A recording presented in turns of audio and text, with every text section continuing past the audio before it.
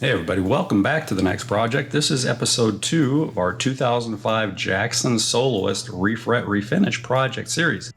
There'll probably be one more episode which will be finish and reassembly, but let's not get ahead of ourselves.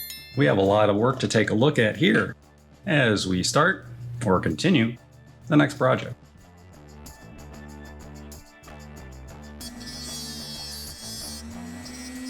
Ever had a mosquito buzzing around your head and maybe going in your ear? Boy, that's what I felt like when I was doing this.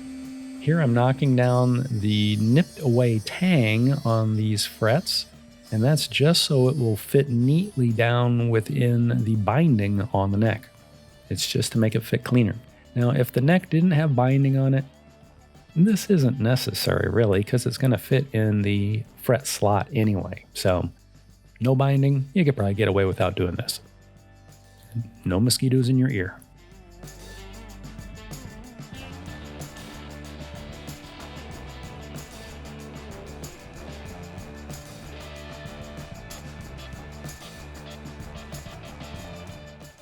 We are jumping right into it. We've got a handful of frets gently pressed into one side of the fret slots, giving it a go with an imitation tool. This is not the real deal. This is not the Edwards fractal press. This is an offshore clone. I've had it for 6 months, 8 months, not even sure. I have used it. I think this is the third project I've used it on. Maybe more. I don't know. Anyway, I've seen others claim that these offshore tools are junk and that they'll destroy frets. I'm not sure what they were doing or how that happened. I have had no problems. One thing I will say, I don't think the quality of materials is as good in this offshore version as I would expect in the StewMac Edwards fractal press version, but I don't have the other one. Someday I may get it. I wanted to test out the idea before I committed to that big investment, and this thing's actually working really well. Time will tell.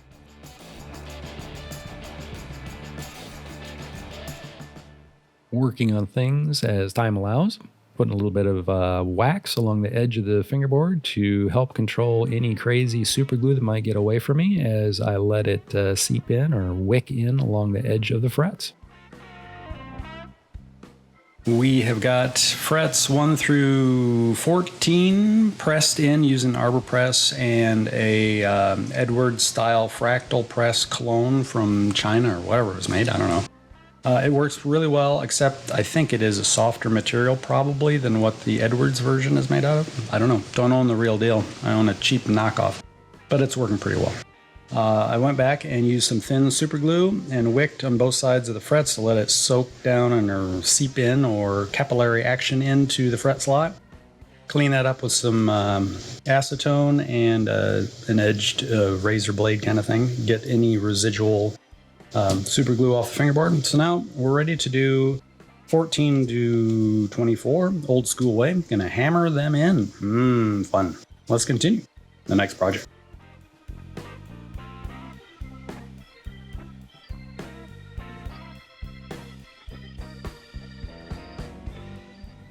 Back at it on another day. Again, as time allows, I have to do things.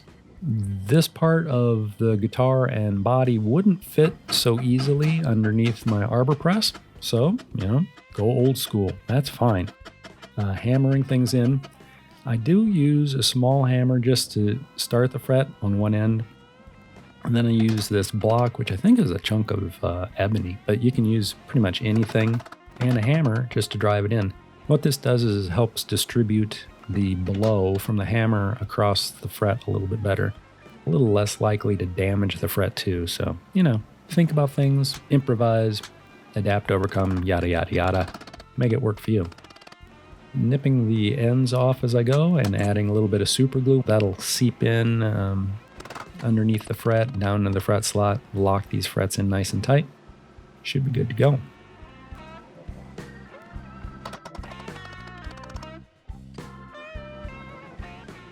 You may have noticed I'm using a feeler gauge as I go on and on and on through this, and that's just to help me visually verify, or more easily visually verify, that the frets are properly seated. Either they're all the way in there, or like along the edges, I noticed due to the tang being nipped back that the edges of the frets wanted to be a little bit proud. So I'd have to go back and tap those a little bit more to get them seated down onto the binding.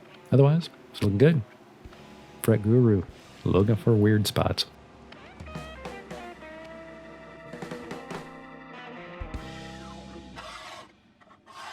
Using a file that's actually made for working on stainless, yes, there are files that are designed to be used on stainless. Believe it or not, you can find them. Go online, probably an article written about it. Anyway, I've been using this fret beveling tool for a number of years now. It's a homemade thing. Basically, it's a file for stainless. Use it on nickel too. Doesn't matter. It doesn't care.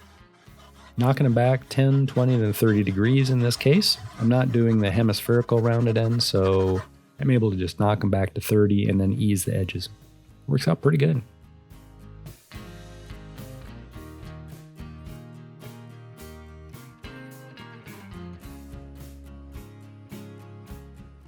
Adding just a little bit of finesse to the end of these frets using a Fret Guru, what is it called? A fret end dressing file or fret end file?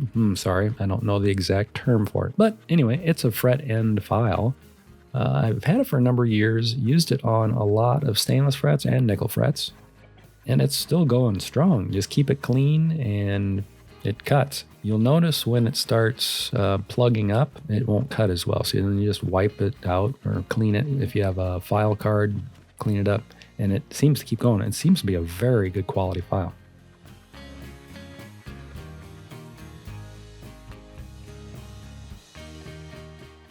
I'm always experimenting with my process, trying to figure out a different way to do it. Some things might be better. Some things might be like, oh yeah, I never want to do that again.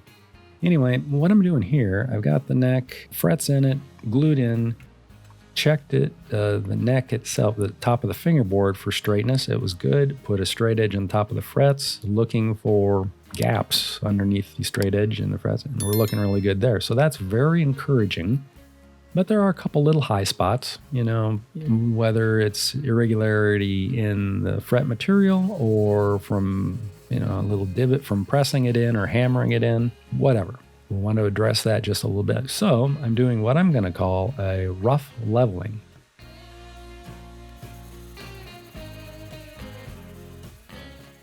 And this is just an initial knocking down of any high spots that there might be. And when I'm talking about a high spot, I'm talking about like a thousandth of an inch, something really, really small.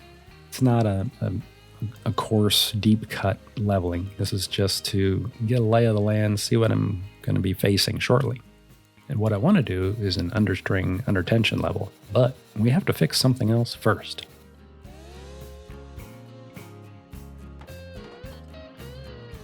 It appears I've opened a can of worms. Well, let's get to that. I put the frets in, that went pretty well. I've beveled the fret ends back to a 30-degree angle, that went pretty well. Eased the edges of the frets, that went well. Used the truss rod to adjust the neck to get it at 0, flat, went well. Tops of the frets looked pretty good at that point. I then did an initial leveling of everything, that's good. I wanted to then do a mock string up of this guitar to get it under string tension, so I could do an understring, under tension final leveling of all the frets. And then I realized that the bridge that was on this guitar when I received it was kind of jacked up. Long story short, the original bridge suffered knife edge wear, so the owner took it to a certified repair location. They put a new bridge on it and did something to it. When I took it apart, the high and the low E strings were right down there, about 1 millimeter string action height. Pretty nice. The middle strings were all really high, so it had like an increased radius to all the strings. And this is a 10 to 14 radius neck, so it should be a fairly flat Floyd string height, blah. So I've taken it apart and found some strange things. All the saddles are just mismatched, and it had a big ass, great big shim underneath the middle for saddles. This is 1/3 of a millimeter, or roughly 11 thousandths of an inch shim. Don't know why. Strings were too high in the middle anyway. Why put a shim under it?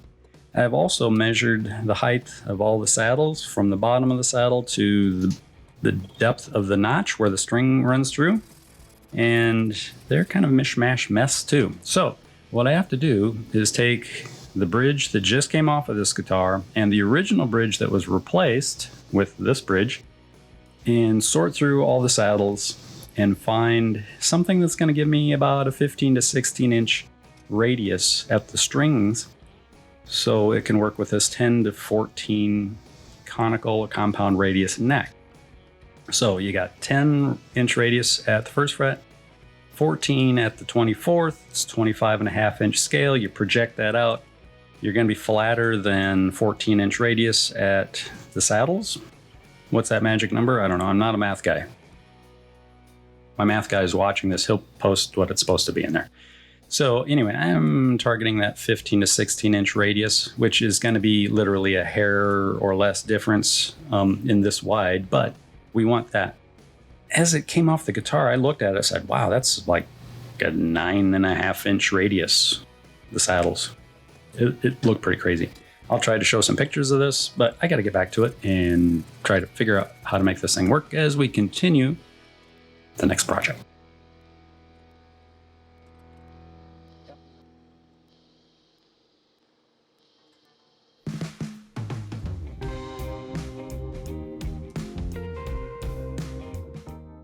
Before the comments explode with people explaining to me that Floyd Rose does not make a 7.25 inch radius tremolo, I know that. This thing has been modified in some bizarre ways. So let's take a look at what we have. Since I don't get out in the wild very often, I don't experience things like this, so this is new to me. I did check it, and I'm guessing this is around a 7 inch radius at the saddles. That is not a good thing. As we'll see in a few moments, I did some maths, and I'm guessing I need to be at like 15.3 inch radius for this fingerboard.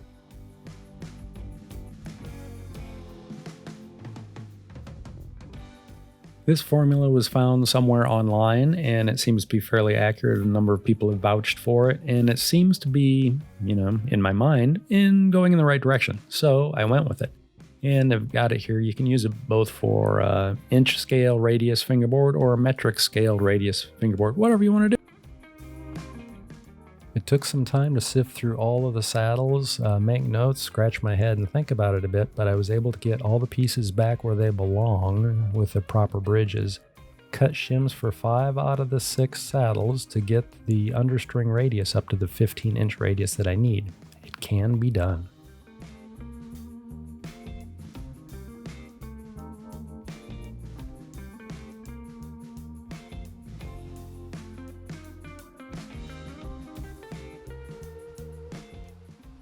So we've got all the fun little issues with the bridge resolved. Now we are verifying that the neck relief is where we want it, giving it a little tweak, burping the baby here, grab it by the neck and wrap it on the butt or the back. Anyway, be careful. You don't want to have anybody come and take your guitar away from you.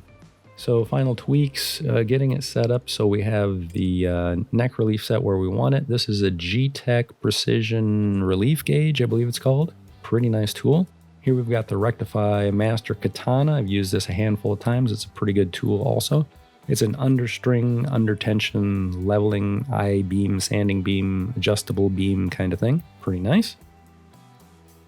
I'm using it to now go back and verify the understring, under tension top arc of the frets when the relief is set to where I want it to be. Now, some people want a perfectly flat neck. I guess that's okay. Depending on where you live, you might be able to get away with that. Other climates, you might not be able to do that because your neck might go into back bow certain times of the year or whatever. Anyway, this neck had very little relief, right around 1,000. So that's what I've got it set at now. When the neck is under tension, it not only bows it up into relief, it also compresses the wood from the nut toward the bridge. So if you're going to get some weird variations in the neck happening, it's going to be when the strings are all on it and everything's under tension. So you might get a certain area on the neck where the frets suddenly get a little bit higher when it's all strung up. You might get waves and twists in the neck happening when it's strung up that you won't get if you're just doing a flat leveling on the bench. I'm not saying that's bad, to do flat leveling. I've done it for years and you can get really nice playing guitars that way. But you can get even better playing guitars if you go these extra steps. Look at that. This isn't even done. We're at just a hair over 2/64 on both ends. All the way across the middle, too.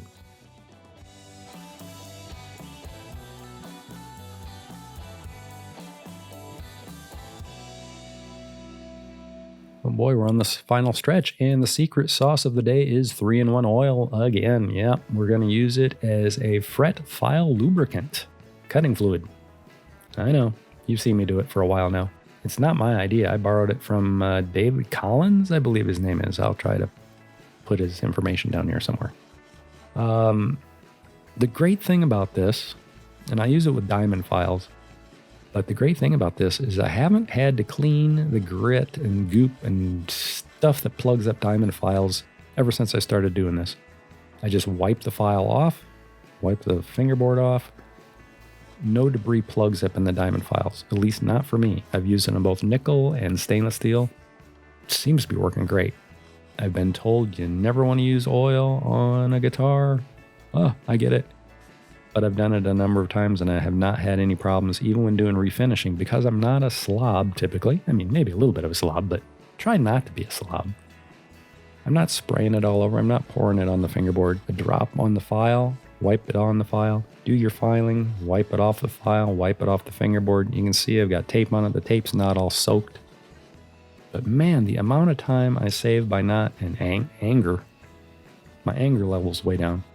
But the amount of time I save by not having to clean out these darn diamond files, man, it pays for itself. I'm a millionaire now because I've saved so much time by not cleaning these darn files. Okay, I'm not a millionaire.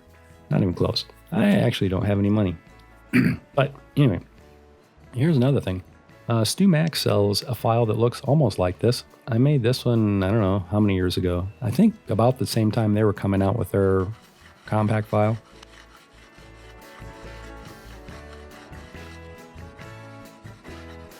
And here we can see that using the 3-in-1 cutting fret oil, we'll call it, really helps keep the file clean. There's no debris buildup in there. This thing is ready to go back in the drawer and be pulled out to use another day.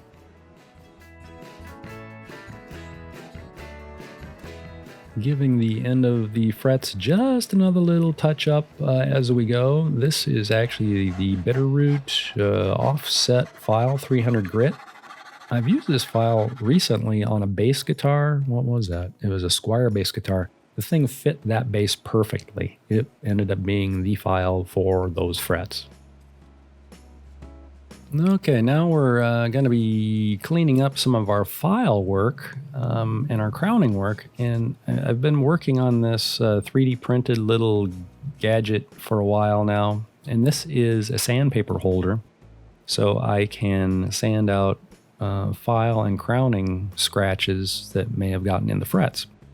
And what I do is I take, I think it's a 2.5 inch wide, 2 3/4 inch wide piece of sandpaper, roll it up. I wrap it around like a pencil or the end of a screwdriver or something, get it into a nice little roll, slide it into this thing, feed it over the tip of the sander, slide it into the other side. And then as I use it, I can advance the paper just a little bit and keep on going. The real reason I was doing this is because I do use sandpaper and I sand across the frets typically like this all the time. And when you're having just a little wad of paper in your hands, my hands cramp up and I really don't like that. Maybe you don't either. I mean, if you don't like it when my hands cramp up, thank you. If your hands cramp up if you're sanding like this, you know, I can sympathize with you. So I will let you know when I release this thing to the wild. It'll probably be pretty soon. If you like it, great. You know, it costs like 80 cents, I think, to print. Something like that. It's pretty cheap. Takes a little piece of sandpaper. Boom. If you like it, great. If you don't, throw it in the trash. No harm, no foul. Here we're using Mother's Mag Polish. You can use just about any metal polish you want. I heard somebody say they use toothpaste. I've never tried it. Probably won't. But, you know, might be worth a try. It would make the fretboard smell good. Here I'm using a little wool pad on the end of a Dremel style tool, making the frets all nice and shiny. Now look at this. We're at like, what, 40 minutes already in this video? That's crazy. I want to thank everybody for hanging with me through this episode of this project. It's gone pretty good. We're making some good headway. We're just about ready for color touch-up and clear coat, and then we can start putting it back together. I would like to thank everybody for hanging with me through this episode. It's been a lot of fun. Yep, good times. Please, if you haven't done so already, subscribe to the channel. I think if you hit the bell, it'll tell you you can do that. Hit the thumbs up button because YouTube needs to know. They really do. Leave comments. Love hearing from everybody all around the world. Until next time, take care of yourself and those around you. Bye.